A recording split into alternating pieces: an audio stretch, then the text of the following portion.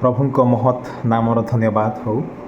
पुणी थरे प्रभु ताहांको अनुग्रह द्वारा आम्भमानंकु सुजोग देले तांको वाक्यरु श्रवण करबा निमंते बा आलोचना करबा निमंते आज आमे विशेष एक मुख्य प्रसंग उपरे आलोचना करबा ताहा होछि ईसदुष्म ख्रिस्टियन बा लुकवार्म ख्रिस्टियन जहाको इंग्राजी रे कहा जाए से विषय आमे आलोचना करबा।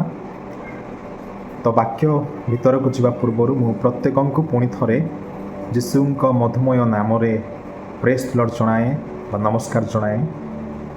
आसंतु आमे ईश्वरंक वाक्यरु आलोचना करबा, आमे अध्ययन करबा तार प्रकाशित तार 3 अध्याय तार 15 एवं 16 पद को आमे अध्ययन करबा। लाउदिकिया मंडली प्रति एई वार्ताटी और तार 15-16 पदर लिखा अछि, आम्भे तुम्हर कर्म जाणु, तुमे शीतल नुह कि उष्म ही नुह। तुम्भे शीतल कि उष्म हेले भल हुअंता, एणु तुम्भे शीतल कि उष्म न होई ईसदुष्म हेबारु आम्भे तुम्हकु आपणा मुखरु उद्गार करबाकू जाउअछु। प्रभु ये पठित वाक्य द्वारा आम्भमानंकु आशीर्वाद करंतु। एठारे गोटे वर्ड को आमे लक्ष्य करू, से वर्ड होची ईसदुष्म। ईसदुष्म वर्डटा तार अर्थ शीतल नुह किंबा उष्म नुह। एई प्रकार ख्रिस्टियन जीव ना से शीतल ना से उष्म बरं से ईसदुष्म होई रही अछि।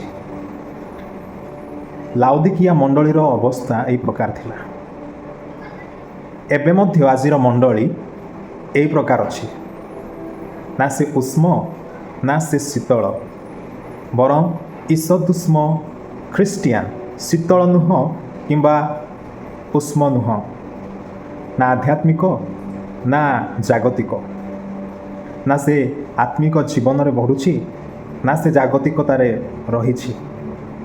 ए प्रकार ख्रिस्टियन मानंकु ईसदुष्म बोली कहा जाए बा ईसदुष्म ख्रिस्टियन बोली नामित करा जाइछि।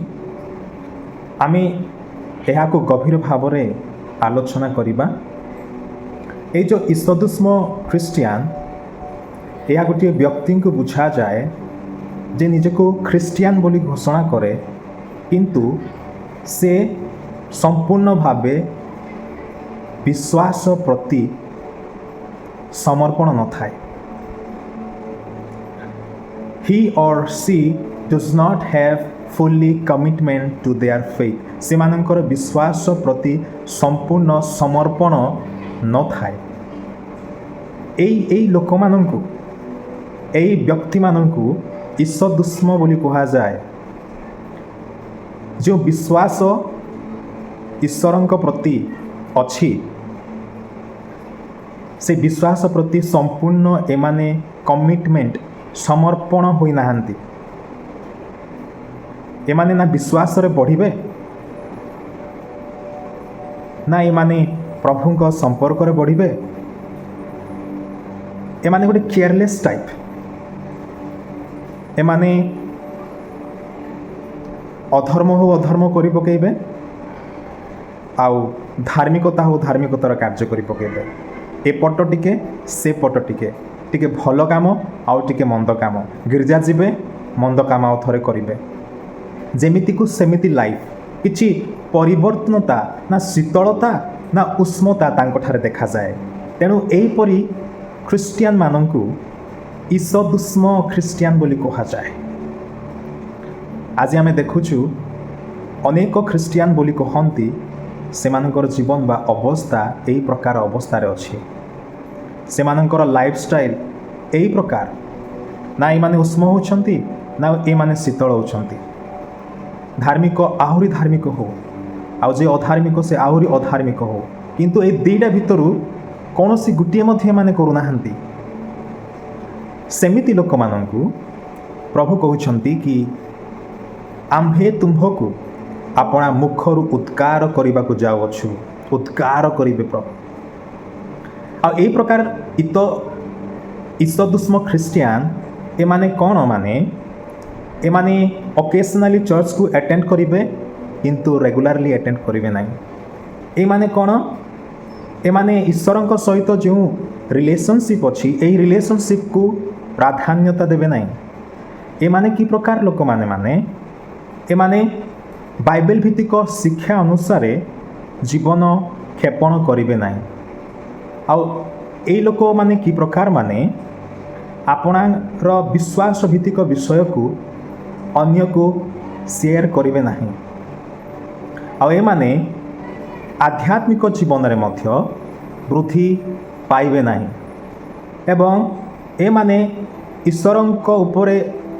ଈଶ୍ୱରଙ୍କ ପରିବର୍ତ୍ତେ ଏ ପାର୍ଥିବ ଜଗତ ବିଷୟ ଉପରେ ଅଧିକ ପ୍ରାଧାନ୍ୟତା ଦେଇଥାନ୍ତି। ଏହି ପ୍ରକାରର ଲୋକମାନଙ୍କୁ ଯେଉଁମାନେ ଆପଣା ବିଶ୍ୱାସ ଉପରେ ଅଧିକ କମିଟମେଣ୍ଟ କରିନାହାନ୍ତି ଏଇଭଳି ଲୋକମାନଙ୍କୁ ଈଶଦୁଷ୍ମ ଖ୍ରୀଷ୍ଟିଆନ ବୋଲି ବାଇବେଲରେ ନାମିତ କରାଯାଇଛି। ତ ପ୍ରଶ୍ନ ଏହା ଯେ ଆମେ କେଉଁ ପ୍ରକାରର ଖ୍ରୀଷ୍ଟିଆନ? ଆମେ 10 ବର୍ଷ ହେଲା, 20 ବର୍ଷ ହେଲାଣି, 50-60 ବର୍ଷ ହେଲାଣି ଏହି ପ୍ରକାର ଜୀବନ କାଟୁନାହୁଁ ତ ଆମେ ପୁଣି ଥରେ କିଛି ବିଷୟକୁ ଗଭୀର ଭାବରେ ଅନୁଧ୍ୟାନ କରିବା। ବର୍ତ୍ତମାନ ଆମେ ଏହି ଈଶଦୁଷ୍ମ ଖ୍ରୀଷ୍ଟିଆନର ଚିହ୍ନ ଗୁଡ଼ାକ କ'ଣ ସେ ବିଷୟକୁ ଆମେ ଅନୁସନ୍ଧାନ କରିବା ବାକ୍ୟ ମଧ୍ୟରୁ। ପ୍ରଥମ ଚିହ୍ନ ଆମେ ଚିହ୍ନିପାରିବା ସେମାନଙ୍କୁ, ତାହା ହେଉଛି ଏଇ ଯେଉଁ ଖ୍ରୀଷ୍ଟିଆନ ଈଶଦୁଷ୍ମ ଖ୍ରୀଷ୍ଟିଆନର ପ୍ରଥମ ଚିହ୍ନ ହେଉଛି ସନ୍ତୁଷ୍ଟତା ଏବଂ ଆତ୍ମନିର୍ଭରଶୀଳତା। ସନ୍ତୁଷ୍ଟତା ଏବଂ ଆତ୍ମନିର୍ଭରଶୀଳତା। ପ୍ରକାଶିତ ବାକ୍ୟ ତାର 3:17 ପଦରେ ଲେଖା ଅଛି। ଆମେ ଅଧ୍ୟୟନ କରିବା। ତୁମ୍ଭେ କହୁଅଛ ମୁଁ ଧନୀ, ମୋର ବହୁତ ସମ୍ପତ୍ତି ଅଛି, ଆତ୍ମନିର୍ଭରଶୀଳ, ମୋର କୌଣସି ଅଭାବ ହେବ ନାହିଁ। କିନ୍ତୁ ପ୍ରଭୁ ତାହାଙ୍କୁ କହୁଛନ୍ତି ମାତ୍ର ତୁମ୍ଭେ ଯେ ଦୁର୍ଭାଗା, ଦିନହୀନ, ଦରିଦ୍ର ଓ ଅନ୍ଧ ଓ ଉଲ୍ଲଙ୍ଘ ଏହା ଜାଣ ନାହିଁ। ଈଶ୍ୱରଙ୍କର ଦୃଷ୍ଟି ଏବଂ ମନୁଷ୍ୟମାନଙ୍କର ଦୃଷ୍ଟି ଭିନ୍ନ ଅଟେ। ଏଇ ଯେଉଁ ଲୁକ୍ୱାର୍ମ ଖ୍ରୀଷ୍ଟିଆନ ଈଶଦୁଷ୍ମ ଖ୍ରୀଷ୍ଟିଆନର ଚିହ୍ନ ଏ ନିଜଠାରେ ସନ୍ତୁଷ୍ଟ ହେବ ଆଉ ନିଜେ ଆତ୍ମନିର୍ଭରଶୀଳତା ଅନୁଭବ କରିବ। ଆଉ ଦ୍ୱିତୀୟ ଚିହ୍ନ ଏହା ଅଟେ ଯେ ଆଧ୍ୟାତ୍ମିକ ଅଭିବୃଦ୍ଧି ଅପେକ୍ଷା ପାର୍ଥିବ ବିଷୟରେ ଅଧିକ ଧ୍ୟାନ ଦେବ। ସେ ଆଧ୍ୟାତ୍ମିକ ଅଭିବୃଦ୍ଧି ଅପେକ୍ଷା ବସ୍ତୁ ସମ୍ପଦକୁ ପ୍ରାଥମିକତା ଦେବ, ପ୍ରାଧାନ୍ୟତା ଦେବ। ମାଥିଓ ପୁସ୍ତକ ତାର 24:2 ପଦକୁ ଆମେ ଅଧ୍ୟୟନ କରିବା। କ୍ଷମା କରିବେ, ତାର 6:24 ପଦରେ ଏହି ପ୍ରକାର ଲେଖା ଅଛି, କୌଣସି ଲୋକ ଦୁଇ ପ୍ରଭୁଙ୍କର ଦାସ ହୋଇପାରେ ନାହିଁ, କାରଣ ସେ ଜଣଙ୍କୁ ଘୃଣା କରିବ ଓ ଅନ୍ୟ ଜଣକୁ ପ୍ରେମ କରିବ, ଅଥବା ଜଣଙ୍କ ପ୍ରତି ଅନୁରକ୍ତ ହେବ ଓ ଅନ୍ୟ ଜଣଙ୍କୁ ଅବଜ୍ଞା କରିବ। ତୁମ୍ଭେମାନେ ଈଶ୍ୱର ଓ ଧନ ଉଭୟର ଦାସ ହୋଇପାର ନାହିଁ। ଏହା ପ୍ରଭୁ ସେର୍ମନ୍ ଅନ୍ ଦ ମାଉଣ୍ଟରୁ ଶିକ୍ଷା ଦେଉଛନ୍ତି। ତ ଏହି ପ୍ରକାର ସେଇ ବ୍ୟକ୍ତି ତାହାର ଚିହ୍ନ ହେଉଛି ଏହା, ଇଏ ଦୁଇ ପ୍ରକାରର ଦାସ, କିନ୍ତୁ ଈଶ୍ୱରୀୟ ବିଷୟକୁ ପ୍ରାଧାନ୍ୟ ନ ଦେଇ ବା ଆଧ୍ୟାତ୍ମିକ ଅଭିବୃଦ୍ଧି ଅପେକ୍ଷା ବରଂ ପ୍ରାଥମିକ ବିଷୟ ପାର୍ଥିବ ବସ୍ତୁକୁ ସେ ଆପଣାଇବ, ପ୍ରାଧାନ୍ୟତା ଦେବ। ଏଇଟା ହେଉଛି ତା'ର ଦ୍ୱିତୀୟ ଚିହ୍ନ। ଆଉ ତୃତୀୟ ଚିହ୍ନ ହେଉଛି ଈଶ୍ୱରଙ୍କ ପ୍ରତି ଉତ୍ସାହ ଏବଂ ପ୍ରତିବଦ୍ଧତାର ଅଭାବ। ଈଶ୍ୱରଙ୍କ ପ୍ରତି ଉତ୍ସାହ ଏବଂ ପ୍ରତିବଦ୍ଧତାର ଅଭାବ। Lack of passion and commitment to God. ଉତ୍ସାହ ଏବଂ ଈଶ୍ୱରଙ୍କ ପ୍ରତି କମିଟମେଣ୍ଟ ତାର ଅଭାବ ଥାଏ ତା ଜୀବନରେ। ଆମେ ପ୍ରକାଶିତ ତାର 3:15 ପଦକୁ ପୁଣି ଥରେ ଅଧ୍ୟୟନ କରିବା। ଏଇଠାରେ ଲେଖା ଅଛି, ଆମ୍ଭେ ତୁମ୍ଭର କର୍ମ ଜାଣୁ, ତୁମ୍ଭେ ଶୀତଳ ନୁହଁ କି ଉଷ୍ମ ହିଁ ନୁହଁ, ତୁମ୍ଭେ ଶୀତଳ କି ଉଷ୍ମ ହେଲେ ଭଲ ହୁଅନ୍ତା। ଏ ପକ୍ଷରେ ନୁହଁ କିମ୍ବା ସେ ପକ୍ଷରେ ନୁହଁ। ଲେକ୍ ଅଫ୍ ପେସନ୍,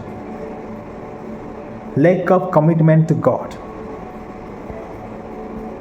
ସମର୍ପଣର ଅଭାବ ବା ପ୍ରତିବଦ୍ଧତାର ଅଭାବ ବା ଈଶ୍ୱରଙ୍କ ପ୍ରତି ପେସନ୍ ଉତ୍ସାହର ଅଭାବ, ନା ସେ ଶୀତଳ ନା ସେ ଉଷ୍ମ, ଏହି ପ୍ରକାର ଖ୍ରୀଷ୍ଟିଆନ ସେ। ତାଠାରେ କୌଣସି କମିଟମେଣ୍ଟ ଥିବ ନାହିଁ, ଗୋଟେ ପେସନ୍ ପ୍ରଭୁଙ୍କ ପ୍ରତି ରହିବ ନାହିଁ। ବାସ୍ ସେ ନାଁକୁ ଯାଉଥିବ ଗିର୍ଜା ଉପାସନାକୁ, ସେ ଯାଉଥିବ ଓନ୍ଲି ଆଟେଣ୍ଡ କରିବା ପାଇଁ, ସ୍ୱଳ୍ପ ସମୟ ବାକ୍ୟ ଗୀତ ଦ୍ୱାରା ଟିକେ ଏଣ୍ଟରଟେନମେଣ୍ଟ କରିବା ପାଇଁ, କିନ୍ତୁ ତାଠାରେ ପେସନ୍ ନଥିବ ଏବଂ ଈଶ୍ୱରଙ୍କ ପ୍ରତି କମିଟମେଣ୍ଟ ନଥିବ। ଆମେ ସେଇ ପ୍ରକାର ନାହୁଁ ତ? ତାର ଚତୁର୍ଥ ଚିହ୍ନ ହେଉଛି, ଆମେ ଦେଖିବା କେହି କେହି ମତ ଦିଅନ୍ତି ସେଇ ଚିହ୍ନ ଗୋଟେ ହେଉଛି ଇନଫ୍ରିକ୍ୱେଣ୍ଟ ଅର୍ superficial prayer and Bible study. ବାରମ୍ବାର କିମ୍ବା ଅତିରିକ୍ତ ପ୍ରାର୍ଥନା ଏବଂ ବାଇବେଲ ଅଧ୍ୟୟନ, ଏହା ମଧ୍ୟ ଗୋଟିଏ ଈଶଦୁଷ୍ମ ଖ୍ରୀଷ୍ଟିଆନର ଚିହ୍ନ ଅଟେ। ଏଇଟା କିଛି ଆବାକ୍ କରିବା ବିଷୟ ନୁହଁ। ମୁଁ ଅନେକ ଖ୍ରୀଷ୍ଟିଆନ ମାନଙ୍କୁ ଦେଖିଛି ବାରମ୍ବାର ପ୍ରାର୍ଥନା କରୁଥିବେ, ମଧ୍ୟ ଅତିରିକ୍ତ ବାଇବେଲ ପଠନ କରୁଥିବେ ଲାଉଡ଼ଲି, ମନ ଇଚ୍ଛା ପ୍ରାର୍ଥନା, ମନ ଇଚ୍ଛା ବାଇବେଲ ଅଧ୍ୟୟନ କରି ପକାଉଥିବେ, କିନ୍ତୁ ସେମାନଙ୍କର ଜୀବନ ଯେମିତିକୁ ସେମିତି ଥାଏ। ଆପଣମାନେ ଦେଖିଥିବେ ଆମର ଭିନ୍ନ ଭିନ୍ନ ଗ୍ରାମ ଗୁଡ଼ାକରେ, ଲୋକାଲ ଚର୍ଚ୍ଚ ମାନଙ୍କରେ ଏହି ପ୍ରକାର କେତେକ ବ୍ୟକ୍ତି ଗୁଡ଼ାକ ରହନ୍ତି, ମନ ଇଚ୍ଛା ପ୍ରାର୍ଥନା କରି ପକାଇବେ। ରୋଡ଼ ସାଇଡ଼ରେ ଗଲାବେଳକୁ ମଧ୍ୟ ପ୍ରଭୁଙ୍କ ଉପରେ ହାତ ଟେକିକି ପ୍ରାର୍ଥନା କରି ପକାଉଥିବେ, ପ୍ରଭୁଙ୍କ ଆଡ଼େ ହାତ ଉଠି ହାଲେଲୁୟା ପ୍ରେଜ୍ ଦି ଲର୍ଡ ବୋଲି କହୁଥିବେ। ରାସ୍ତାରେ ଗଲାବେଳକୁ ମଧ୍ୟ ଅତିରିକ୍ତ ପ୍ରାର୍ଥନା ବାଇବେଲ ଅଧ୍ୟୟନ କରୁଥିବେ, ଭଲ ବିଷୟ, but not in a right way. Right ୱେରେ ଉଚିତ ପଦ୍ଧତିରେ କରୁନଥିବେ। ଲୁକ୍ୱାର୍ମ ଖ୍ରୀଷ୍ଟିଆନର ଚିହ୍ନ ମଧ୍ୟ ଏହା ଅଟେ ବୋଲି କେତେକ କହନ୍ତି, ଆଉ ଏହା ସୁନିଶ୍ଚିତ ଯେ ଏହି ପ୍ରକାର ହୋଇଥାନ୍ତି ଲୋକମାନେ। ଆଉ ତାର ଶେଷ ବା 5 ନମ୍ବର ହେଉଛି, ଚିହ୍ନ ହେଉଛି absence from church or Christian community. ମଣ୍ଡଳୀ କିମ୍ବା ଖ୍ରୀଷ୍ଟିଆନ ସମ୍ପ୍ରଦାୟରେ ଅନୁପସ୍ଥିତ ଥିବେ। ଖାଣ୍ଟି ଭୋଜି ଭାତ, ମ୍ୟାରେଜ୍ ପ୍ରୋସେସନ୍ ଗୁଡ଼ାକ କ'ଣ ହେଲେ ଗହଳି ହେଇଥିଲେ ଏମାନେ ଆସିବେ, କିନ୍ତୁ ଉପବାସ, ଆଣ୍ଠୁ ଭାଙ୍ଗି ପ୍ରାର୍ଥନା ସମୟରେ, ପ୍ରଭୁ ଭୋଜ ସମୟରେ ମଧ୍ୟ ଉଠିକି ପଳାନ୍ତି।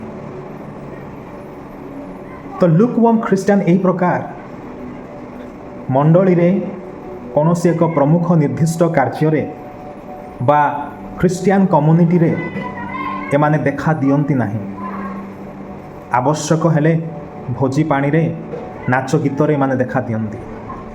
ତ ଏଇ 5ଟି ବିଷୟ ହେଉଛି ଈଶଦୁଷ୍ମ ଖ୍ରୀଷ୍ଟିଆନର ପ୍ରମୁଖ ଚିହ୍ନ ଗୁଡ଼ାକ, ଯାହା ବର୍ତ୍ତମାନ ଦେଖାଯାଉଛି, ବର୍ତ୍ତମାନ ପରିପ୍ରକାଶ ହେଉଛି ଆମ ଲୋକାଲ ମଣ୍ଡଳୀ ଗୁଡ଼ାକରେ। ଖ୍ରୀଷ୍ଟିଆନ ବୋଲି କହି ଏମାନେ ଖ୍ରୀଷ୍ଟିଆନ ଜୀବନରେ ବଢ଼ୁନାହାନ୍ତି। ନା ଏମାନେ ଶୀତଳ ହେଉଛନ୍ତି, ନା ଏମାନେ ଉଷ୍ମ ହେଉଛନ୍ତି। ଏହାର ପରିଣାମ ମୁଁ ଆପଣଙ୍କୁ କହିବାକୁ ଚାହେଁ। ଏହାର ପରିଣାମ କ'ଣ ହେବ? 2ଟି ବିଷୟ ମୁଁ ଆପଣଙ୍କୁ କହିବାକୁ ଚାହେଁ। ପ୍ରଥମ ବିଷୟ ହେଉଛି ସେଇ ପ୍ରକାଶିତ ପୁସ୍ତକ 3:16 ପଦରେ ଲେଖା ଅଛି, ଆମେ ପଠନ କରିବା। ଏଠାରେ ଲେଖା ଅଛି କି आम्भे तुम्भको आपणा मुखरू उद्गार କରିବାକୁ ଯାଉଅଛୁ ମାନେ ପ୍ରଭୁ ସମ୍ପୂର୍ଣ୍ଣ ଉଦ୍ଗାର କରିବେ। ଜୁନସଙ୍କୁ ସେ ବିଶାଳକାୟ ମତ୍ସ୍ୟ ଯେପରି ଉଦ୍ଗାର କରି ଫୋପାଡ଼ିଥିଲା ସେଇଭଳି ପ୍ରଭୁ ଏମାନଙ୍କୁ ଫୋପାଡ଼ିବେ। ତାମାନେ ରେଜେକ୍ସନ୍ ବାଇ ଗଡ୍, ପ୍ରଭୁଙ୍କ ଦ୍ୱାରା ଏମାନେ ରେଜେକ୍ଟେଡ୍ ହେବେ, ସିଧା ଅଗ୍ନିମୟ ହ୍ରଦରେ ପଡ଼ିବେ, ଏମାନେ ଅଗ୍ନିକୁଣ୍ଡରେ ପଡ଼ିବେ, ଏମାନେ ବିନାଶ ହେବେ, ରେଜେକ୍ଟେଡ୍ ହେବେ ଏମାନେ। ଆଉ ଦ୍ୱିତୀୟ ବିଷୟ ହେଉଛି ଆଉ ମାଥିଓ ପୁସ୍ତକ 25:29-30 ଲେଖା ଅଛି କି lose of spiritual blessing and opportunity, ଆଧ୍ୟାତ୍ମିକ ଆଶୀର୍ବାଦ ଏବଂ ସୁଯୋଗରୁ ଏମାନେ ବଞ୍ଚିତ ହେବେ ବା ଏମାନେ ପ୍ରାପ୍ତ ହେବେ ନାହିଁ। ଆଧ୍ୟାତ୍ମିକ ଆଶୀର୍ବାଦର କ୍ଷତି ଏବଂ ସୁଯୋଗ ଏମାନଙ୍କୁ ମିଳିବ ନାହିଁ। ଆଉ ଏମାନେ ଈଶ୍ୱରଙ୍କ ରାଜ୍ୟରେ ପ୍ରବେଶ କରିପାରିବେ ନାହିଁ। ଏମାନଙ୍କ ପାଇଁ ଦ୍ୱାର ବନ୍ଦ ହେବ, ଏମାନେ ସାକ୍ଷାତ କରିପାରିବେ ନାହିଁ ଖ୍ରୀଷ୍ଟଙ୍କ ସହିତ। ତେଣୁ ଆମ୍ଭେମାନେ ଅଧିକ ଜାଗ୍ରତ ହେଉ। ପ୍ରଶ୍ନ ଏହା ଯେ କ'ଣ ଆମ୍ଭେମାନେ ତ ଏ ପ୍ରକାର ନୁହଁ ନା? ଆମଙ୍କର ଖ୍ରୀଷ୍ଟିଆନ ଜୀବନ ତ ଏ ପ୍ରକାର ନୁହେଁ ନା? ଆମେ ନା ଶୀତଳ ନା ଉଷ୍ମ? ଆଜି ଆମେ ନିଜ ନିଜକୁ ଏକ୍ଜାମିନେସନ୍ କରିବା ଆବଶ୍ୟକ ଅଟେ। ଏ ଯେଉଁ ଲୁକ୍ ୱାର୍ମ ଖ୍ରୀଷ୍ଟିଆନ, ଈଷଦୁଷ୍ମ ଖ୍ରୀଷ୍ଟିଆନ, ଏମାନେ ସତ୍ୟ ଭାବରେ ଈଶ୍ୱରଙ୍କ ପ୍ରତି ଜୀବନ କାଟନ୍ତି ନାହିଁ। ଆଉ ଏମାନଙ୍କର ଈଶ୍ୱରଙ୍କ ନିମନ୍ତେ ଯେଉଁ ଅନୁଗମନ କରିବା ଜୀବନ ଅଛି ତହିଁ ପଛରେ ଏମାନେ ଯାଆନ୍ତି ନାହିଁ। ଏମାନେ ଖ୍ରୀଷ୍ଟଙ୍କୁ ଫଲୋ କରନ୍ତି ନାହିଁ। ଏମାନେ ଆମମାନଙ୍କର ଜୀବନର ଲକ୍ଷ୍ୟ ଯେ ଆମେ ଖ୍ରୀଷ୍ଟଙ୍କୁ ଫଲୋ କରିବା, ଏହି ଲକ୍ଷ୍ୟରୁ, ଏହି ଉଦ୍ଦେଶ୍ୟରୁ ଏମାନେ ବଞ୍ଚିତ ହୁଅନ୍ତି। ତେଣୁ ଆଜି ଆମେ କି ପ୍ରକାରର ଖ୍ରୀଷ୍ଟିଆନ ଅଟୁ? ଆମେ ଶୀତଳ ନା ଉଷ୍ମ? ଆମେ ନିଜକୁ ପଚାରିବା ଦରକାର। ଆଉ କେଉଁ ଖ୍ରୀଷ୍ଟିଆନ ଆମେ ସେ ଅନୁସାରେ ପ୍ରଭୁଙ୍କ ପ୍ରତି ସଠିକତା ଭାବେ ଜୀବନ କାଟିବା ଆବଶ୍ୟକ ଅଟେ। ପ୍ରଭୁ ଆମକୁ ସାହାଯ୍ୟ କରନ୍ତୁ ଏ ବିଷୟକୁ ବୁଝିବା ପାଇଁ। ଧନ୍ୟବାଦ।